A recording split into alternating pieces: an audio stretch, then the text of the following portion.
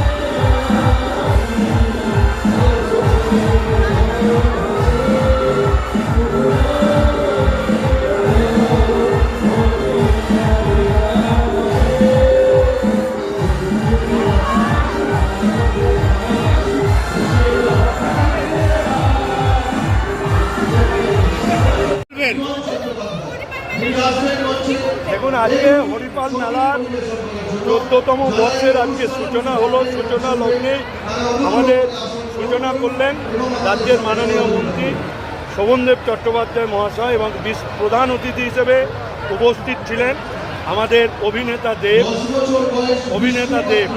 তিনিও আমাদের মধ্যে উপস্থিত ছিলেন এবং ডিএম, এডিএম, এসডিও, আমাদের হুগলির জেলা পরিষদের সভাধিপতি, সকল জনপ্রতিনিধিরাই উপস্থিত ছিলেন। আমি আশা করছি 13 দিনের এই মেলা বহু মানুষের জনসমাগম হবে। দাদা, হরিপাল মেলা কি এটা ইতিহাস তৈরি করছে? অবশ্যই। দেখুন, যত দিন যাচ্ছে হরিপাল মেলার গরিমা বাড়ছে, তার কারণ একটা সাংস্কৃতিক চর্চার মূল পীঠস্থান হরিপাল মেলার এই মঞ্চ হয়ে উঠেছে। এবং আপনারা জানেন যে এবছর বন্দের মাতরম 150 বছর, তার জন্য আমরা মঞ্চটা বন্দের মাতরম দেখেছি এবং আমরা বাংলার প্রখ্যাত গায়ক প্রফুল্ল মুখোপাধ্যায়, তার নামে এই মেলার নগর আমরা রেখেছি। এবং প্রতিদিন এক একজন বিশিষ্ট মানুষের নামে দিবস রাখা হয়েছে। যেমন আজকে ধর্মেন্দ্র দিবস, আমাদের অভিনেতা। দাদা, আজকে দেখা গেল যে আপনার এই স্টেজের সামনে দেখা গেল মনীষী বঙ্কিমচন্দ্র চট্টোপাধ্যায় ছবি, কি বলবেন? বঙ্কিমচন্দ্র চট্টোপাধ্যায়ের ছবি দেখা গেল আপনার স্টেজের সামনে। অবশ্যই, তিনিই তো বন্দের মাতরম রচনা করেছিলেন। তিনি এই আন্দোলনের অমৃত সুধা তিনি আমাদের দিয়েছেন বন্দের মাতরম, তাই তার তো ছবি রাখতেই। একটু পিছিয়ে যান। তাহেরপুরে প্রধানমন্ত্রীর হেলিকপ্টার নামতে পারলো না, সেখানে একটা দুর্ঘটনা, সেই বিষয়টা নিয়ে যদি কিছু বলেন।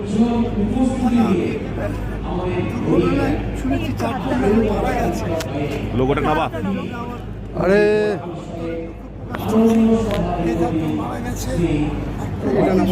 লড়াই করা যায় না, কি করে লড়াই করবো?